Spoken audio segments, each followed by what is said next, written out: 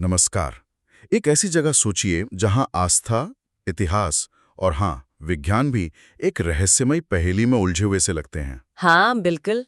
हम बात कर रहे हैं उड़ीसा के पुरी जगन्नाथ मंदिर की। जगन्नाथ, यानी जगत के नाथ। नाम ही कितना गहरा है। और ये सिर्फ एक मंदिर नहीं है। जो जानकारी है, जो अनुभव लोग बताते हैं, उसके हिसाब से तो ये एक ऐसा ऊर्जा केंद्र है जहाँ मतलब विज्ञान के नियम भी कई बार काम करते नहीं दिखते। सही कहा। यहाँ आने वाले लोग अक्सर ऐसी बातें बताते हैं जो हमें सोचने पर मजबूर कर देती हैं। बिल्कुल। और आज की हमारी ये जो चर्चा है वो इन्हीं कुछ सवालों के इर्द गिर्द है।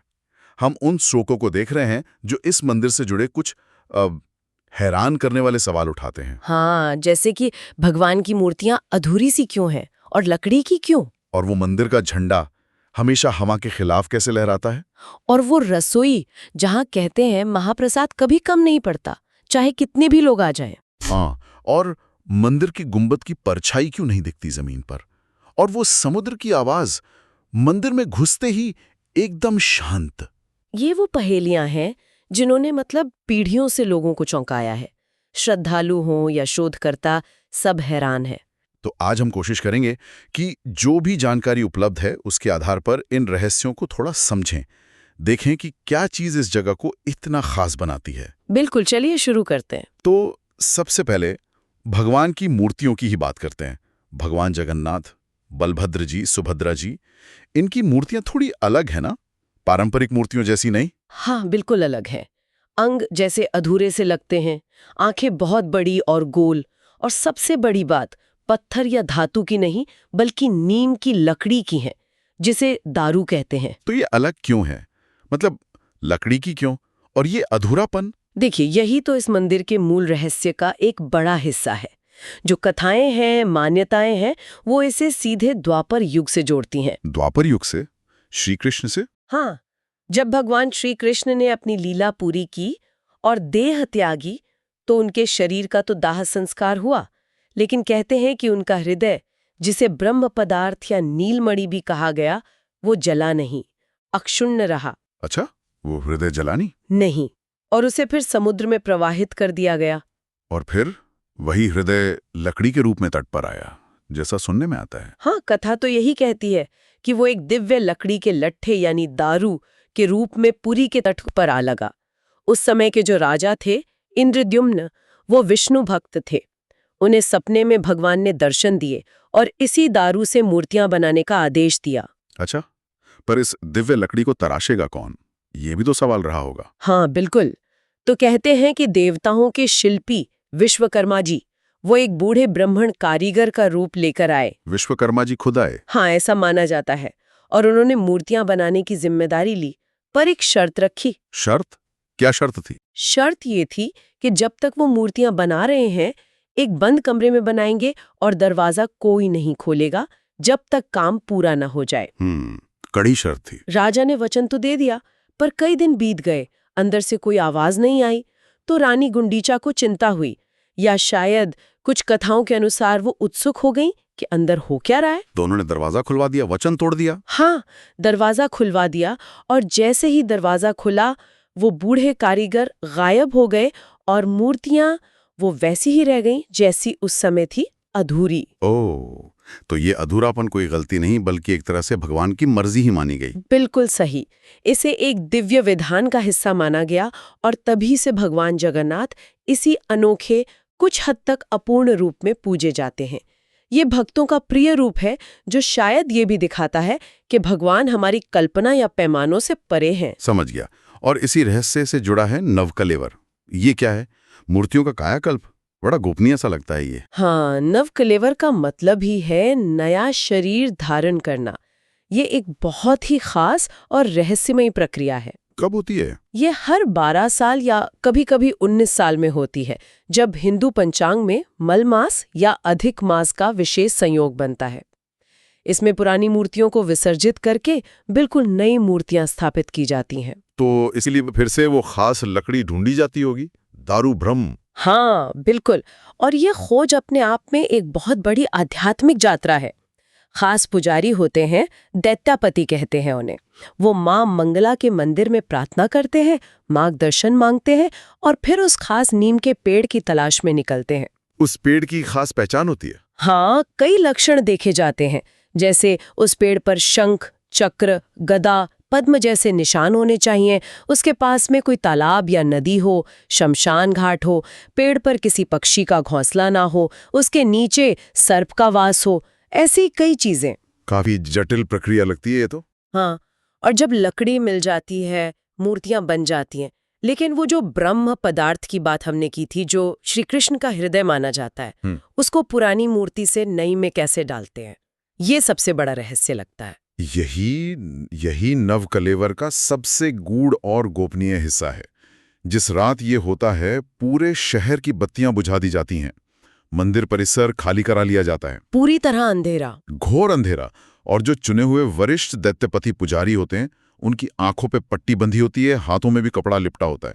वो उस अंधेरे में पुरानी मूर्ति से वो ब्रह्म पदार्थ निकालते हैं और नई मूर्ति में स्थापित करते हैं। आंखों पे पट्टी क्यों, हाथ में कपड़ा क्यों, ऐसा क्या है उसमें? कहा जाता है कि वो पदार्थ इतना ज्यादा शक्तिशाली और तेज वाला है कि उसे नंगी आंखों से देखने वाला या तो अंधा हो सकता है या जीवित नहीं बचता। सच में?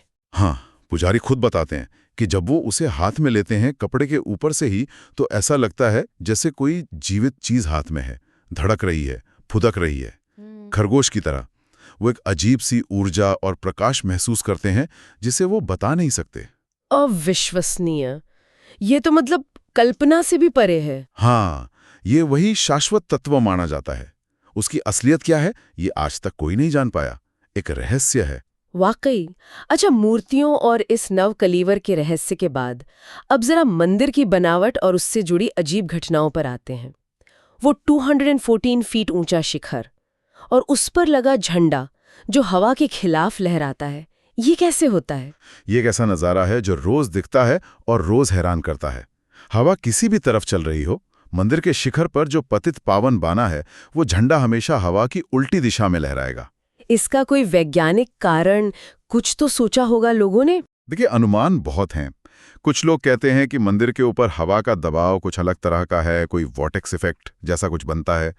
कुछ इसे पूरी तरह भगवान का चमत्कार मानते हैं, पर कोई पक्की वैज्ञानिक व्याख्या अभी तक नहीं है। और इस झंडे को रोज बदला भी तो जाता है, वो भी तो कम हैरत अंगेज नहीं? हाँ, ये तो और भी अद्भुत है। एक पुजारी रोज शाम को बिना किसी रस्सी या सीढ़ी या आजकल के सुरक्षा उपकरणों के नंगे पैर उस 214 फीट ऊंचे शिखर पर चढ़ते हैं और झंडा बदलते हैं। रोज बिना किसी सुरक्षा के? हाँ, रोज। और ये परंपरा कहते हैं 800 साल से भी ज्यादा पुरानी है, पीढ़ी दर पीढ़ी चली आ रही है। ऐसी मान्यता है कि अगर एक दिन भी झंडा नहीं बदला गया तो मंदिर अगले 18 सालों के लिए बंद हो जाएगा। बाप रे, ये तो अटूट आस्था है। अच्छा, और वो शिखर पे जो सुदर्शन चक्र लगा है अष्टधातु का, उसके बारे में भी कुछ खास है? हाँ, वो भी एक पहेली है। आप पूरी शहर में कहीं भी खड़े हों, किसी भी दिशा से मंदिर को देखें, आपको हमेशा ऐसा लगेगा कि सुदर्शन चक्र का मुंह आपकी ही तरफ है। हर तरफ से? ये कैसे? अब ये नजर का धोखा है या बनाने वालों का कोई खास कौशल था या कुछ और ही बात है, ये भी पूरी तरह साफ नहीं है, पर अनुभव यही होता है। और फिर वो बात जो मुझे सबसे ज्यादा हैरान करती है, मंदिर के मुख्य गुंबद की परछाई, कहते हैं वो जमीन पर दिखती ही नहीं। क्या ये सच है? हाँ, ये बात बहुत लोग बताते हैं और अनुभव करते हैं। दिन में किसी भी वक्त सूरज चाहे कहीं भी हो, जो मंदिर का सबसे ऊंचा वाला गुंबद है, उसकी साफ साफ परछाई जमीन पर नहीं पड़ती। आसपास के छोटे मंदिरों की छाया तो दिखती है, पर मुख्य शिखर की नहीं। लेकिन क्यों? कोई तो वजह होगी। कुछ आर्किटेक्ट मानते हैं कि ये बनाने की कोई बहुत ही जटिल तकनीक रही होगी। शायद गुंबद का आधार और उसका कोण इस तरह से बनाया गया है कि छाया या तो बनती ही नहीं या बहुत छोटी बनती है जो दिखती नहीं। पर वो असल इंजीनियरिंग क्या थी, ये आज तक राज है। भक्त तो इसे भगवान की माया ही कहते हैं। कमाल है। और एक और अचंभा आवाज से जुड़ा है। मंदिर समुद्र के बिल्कुल पास है। लहरों का शोर तो लगातार आता होगा। हाँ, बाहर तो आता है, लेकिन जैसे ही आप मंदिर के मुख्य दरवाजे, जिसे सिंह द्वार कहते हैं, उससे अंदर पहला कदम रखते हैं, क्या होता है? वो समुद्र की आवाज एकदम बंद हो जाती है, बिल्कुल शांत, जैसे आप किसी दूसरी दुनिया में आ गए हों। और फिर जैसे ही आप उसी दरवाजे से बाहर कदम निकालते हैं, वो शोर फिर से साफ सुनाई देने लगता है। ये कैसे मुमकिन है? दरवाजे में ऐसा क्या है? कई ध्वनि विशेषज्ञों, एक्यूस्टिक्स एक्सपर्ट्स ने इसे समझने की कोशिश की है। शायद दरवाजे की बनावट या उसके बाद का जो रास्ता है वो आवाज की तरंगों को सोख लेता है या कहीं और मोड़ देता है, पर वो सटीक ध्वनि की क्या है जो ऐसा करती है, ये पूरी तरह समझ नहीं आया है। और ये भी सुना है कि मंदिर के ऊपर से हवाई जहाज नहीं उड़ते और पक्षी भी नहीं दिखते। हाँ, हवाई जहाज के लिए तो वो नो फ्लाई जोन है सुरक्षा कारणों से, लेकिन पक्षियों का ना दिखना, खासकर कौवों का, जो आमतौर पर ऐसी जगहों पर बहुत होते हैं, ये बात लोगों को अजीब लगती है। क्यों नहीं दिखते पक्षी? कोई पक्का जवाब नहीं है। कुछ लोग अंदाजा लगाते हैं कि शायद मंदिर के आसपास कोई बहुत तेज आध्यात्मिक या चुंबकीय क्षेत्र है जो पक्षियों को रास्ता भटकने पर मजबूर करता है या उन्हें दूर रखता है, पर इसका कोई वैज्ञानिक सबूत नहीं है। ये भी एक पहेली ही है। अच्छा, और सिंह द्वार पे ही वो अरुण स्तंभ है और वो 22 सीढ़ियां, 22 पहाच। हाँ, अरुण स्तंभ पहले कोणार्क के सूर्य मंदिर में था, अब यहाँ है। सूर्यदेव के सारथी अरुण का स्तंभ है ये। मान्यता है कि इसके दर्शन से ही कोणार्क दर्शन का फल मिल जाता है। और वो 22 सीढ़ियां, 22 पहाच बहुत पवित्र मानी जाती हैं। क्यों? उनका क्या महत्व है? कहते हैं कि ये इंसान के 22 तरह के बुरे गुणों या अहंकार के अलग अलग स्तरों का प्रतीक हैं। हर सीढ़ी पर कदम रखते हुए भक्त जैसे अपना एक अवगुण पीछे छोड़ता जाता है और फिर साफ मन से भगवान के सामने पहुंचता है। बच्चों को भी इन सीढ़ियां पर लिटाते हैं लोग, मानते हैं कि इससे वो स्वस्थ रहते हैं। वाह, क्या गहरी सोच है इसके पीछे। चलिए अब उस रसोई की तरफ चलते हैं, दुनिया की सबसे बड़ी रसोइयों में से एक और शायद सबसे रहस्यमयी भी, महाप्रसाद की कहानी। हाँ, जगन्नाथ मंदिर की रसोई, जिसे अनंत बाजार या रोजा होम भी कहते हैं, वो अपने आप में एक चमत्कार है। रोजाना सोचिए करीब 500 रसोइये होते हैं जिन्हें सुआर कहते हैं, और 300 सहायक, सब मिलकर पारंपरिक तरीके से महाप्रसाद बनाते हैं। कितना खाना बनता होगा रोज? बहुत सारा। 56 तरह के पकवान बनते हैं जिसे 56 भोग कहते हैं। और पकाने का तरीका वो तो बिल्कुल उल्टा है। मिट्टी की 7 हांडियों को एक के ऊपर एक रखकर पकाते हैं, लकड़ी की आग पर। हाँ, और यही सबसे हैरान करने वाली बात है। आमतौर पर क्या होता है, जो बर्तन आग के सबसे पास है, मतलब सबसे नीचे वाला, उसमें खाना पहले पकना चाहिए। हाँ बिल्कुल। लेकिन यहाँ ठीक उल्टा होता है। जो सबसे ऊपर वाली 7वीं हांडी होती है, उसका खाना पहले पकता है, फिर उसके नीचे वाली का, फिर उसके नीचे वाली का, ऐसे क्रम में नीचे की तरफ खाना पकता है। ये कैसे हो सकता है? मतलब विज्ञान तो यहाँ बिल्कुल फेल है। हाँ, बिल्कुल फेल। इसका कोई लॉजिक, कोई वैज्ञानिक कारण आज तक नहीं मिला है। हाँ। लोग इसे पूरी तरह से भगवान की कृपा या चमत्कार ही मानते हैं। और प्रसाद की मात्रा वाला रहस्य कि चाहे कितने भी भक्त आ जाएं, प्रसाद कभी कम नहीं पड़ता और बर्बाद भी नहीं होता। ये शायद रसोई का सबसे बड़ा अजूबा है। रोज हजारों लोग आते हैं, त्योहारों पर तो लाखों, लेकिन प्रसाद हमेशा सबके लिए पूरा होता है। कभी ऐसा सुनने में नहीं आया कि प्रसाद कम पड़ गया, और न ही कभी बर्बाद होता है। ये कैसे होता है? मान्यता यह है कि स्वयं देवी लक्ष्मी रसोई की निगरानी करती हैं। उन्हीं की कृपा से यह सब अपने आप संतुलित हो जाता है। प्रसाद बनने के बाद आनंद बाजार में मिलता है और उसे पाना बड़ा सौभाग्य माना जाता है। और हाँ, रसोई की जो आग है, वैष्णवाग्नि कहते हैं, वो भी कभी बुझती नहीं, हमेशा जलती रहती है। अद्भुत। अब आखिर में रथ यात्रा की बात करते हैं। विश्व प्रसिद्ध रथ यात्रा। हर साल आषाढ़ के महीने में 3 बड़े-बड़े रथ बनते हैं। ये एक बहुत ही भव्य उत्सव है। भगवान जगन्नाथ का रथ है नंदीघोष, बलभद्र जी का तालध्वज और देवी सुभद्रा का दर्पदलन या देवदलन। और ये रथ हर साल नए बनते हैं, खास लकड़ियों से। हाँ, हर साल बिल्कुल नए रथ बनते हैं। खास जंगलों से खास नियमों का पालन करके लकड़ियां लाई जाती हैं। और सबसे अनोखी बात यह है कि इतने बड़े बड़े रथ बनाने में लोहे की एक कील तक इस्तेमाल नहीं होती। बिना कील के तो जुड़ते कैसे हैं? सब कुछ लकड़ी के खांचों, जोड़ों और नारियल की रस्सी से बंधा होता है। ये हमारी पुरानी काष्ठ कला और इंजीनियरिंग का कमाल है। लाखों लोग खींचते हैं इन रथों को, गुंडीचा मंदिर तक ले जाते हैं। इतनी भीड़ में भी सब ठीक रहता है, ये भी कम अचरज की बात नहीं। लेकिन वो जो रथों का रुक जाना और फिर चलना, वो सबसे रहस्यमयी है। हाँ बिल्कुल, ऐसे कई किस्से सुनने को मिलते हैं कि कभी-कभी लाखों लोग मिलकर जोर लगा रहे हैं, पर रथ 1 इंच भी आगे नहीं बढ़ रहा, टस से मस नहीं हो रहा। और फिर कुछ घंटों बाद या कोई खास पूजा पाठ के बाद अचानक रथ अपने आप चलने लगता है, या फिर बहुत कम लोग खींचते हैं तो भी चल पड़ता है। तो भक्त इसे क्या मानते हैं? भगवान की मर्जी? हाँ, भक्त इसे भगवान की लीला ही मानते हैं। उनका साफ संकेत कि कब चलना है, कब रुकना है, ये भगवान खुद तय करते हैं। इससे लोगों का विश्वास और बढ़ जाता है कि सब कुछ चलाने वाले तो वही हैं। तो इन सब रहस्यों को अगर एक साथ देखें, मूर्तियां, नवकलेवर, वो झंडा, परछाई, आवाज, रसोई, रथ यात्रा, क्या ये सब सिर्फ आस्था की बातें हैं, कहानियां हैं, या वाकई कोई ऐसा विज्ञान या ऊर्जा है यहाँ जो हमारी समझ से बाहर है? यही सबसे बड़ा सवाल है। देखिए, वैज्ञानिक नजरिए से इन चीजों को समझने की कोशिशें हुई हैं और हो भी रही हैं। एक्यूस्टिक्स, ऑप्टिक्स, एरोडायनामिक्स, जियोलॉजी, यहाँ तक कि क्वांटम फिजिक्स से भी जोड़ने की कोशिश हुई है। लेकिन कोई नतीजा निकला? अक्सर होता यह है, जैसा कि स्रोतों में भी आता है, कि ये वैज्ञानिक जांच रहस्य को सुलझाने के बजाय और उलझा देती है, या फिर अधूरे जवाब मिलते हैं। कोई एक थ्योरी इन सभी अलग अलग घटनाओं को एक साथ समझा नहीं पाई है। तो क्या ये माने कि ये जगह भौतिक नियमों से परे है? बहुत से विद्वान और भक्त तो ऐसा ही मानते हैं।